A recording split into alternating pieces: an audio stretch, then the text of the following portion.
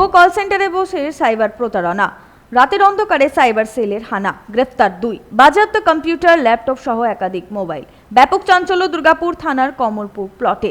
Police সূত্রে জানা গেছে, দুর্গাপুর থানার বেনাচিতির কমলপুর প্লটে একটি ভাড়া বাড়িতে দীর্ঘদিন ধরে ভুয়ো কল সেন্টার চলছিল। সেখান থেকে গিফট কার্ড দেওয়ার নাম করে সাইবার প্রতারণা চলত। প্রতারণার শিকার হয়ে বহু মানুষ রাজ্যের বিভিন্ন প্রান্তে সাইবার থানায় অভিযোগ করেছিল। তদন্ত শুরু করে রাজ্য পুলিশের সাইবার বিভাগ। কমলপুর প্লটের একটি ভাড়া বাড়িতে চলছিল এই চক্র, এমনটাই উঠে আসে পুলিশি তদন্তে। শনিবার রাতে আসানসোলের সাইবার বিভাগের ইন্সপেক্টর বিশ্বজিৎ মুখোপাধ্যায় বলেন, গিফট কার্ড স্ক্যাম চলতো। গিফট কার্ড দেওয়ার নাম করে সাইবার প্রতারণা চক্র চলতো।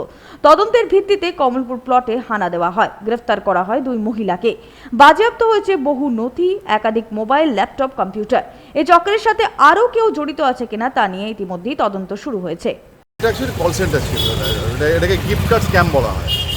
কল সেন্টার ছিল, তো মানুষকে বোকা বানিয়ে গিফট কার্ডের নাম করে এরা বোকা বানিয়ে টাকা তুলতো। কোনো অভিযোগ জমা পড়েছিল আপনাদের? না, আমাদের সোর্স ইনফরমেশন ছিল। কতজন সাহেবদের বলবে। কতজনকে পেলেন? 2জনকে আপাতত অ্যারেস্ট করেছি, মাথায় আরও কেউ আছে, তদন্ত চলছে। গিফট কার্ড স্ক্যাম বলা হয়। মানুষকে ফোন করে বলতো যে আপনার গিফট কার্ড আছে, গিফট আছে, দিয়ে তার কাছ থেকে ভুলিয়ে বালিয়ে প্রশাসন ফিজের নাম করে টাকা নিয়ে নিত। ওটা তদন্তের ব্যাপার। বেশ কিছু মোবাইল ফোন অনেক কিছু পেয়েছি, ডেটা পেয়েছি, দেখছি কি আছে। দুজনেই মহিলা? আপাতত মহিলা, মাথায় আছে যারা, দেখে নিচ্ছে। সনাতন গড়াই, 99 নিউজ বাংলা, দুর্গাপুর।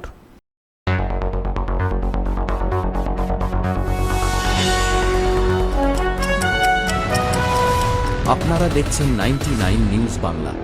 বদলাবো আমরা।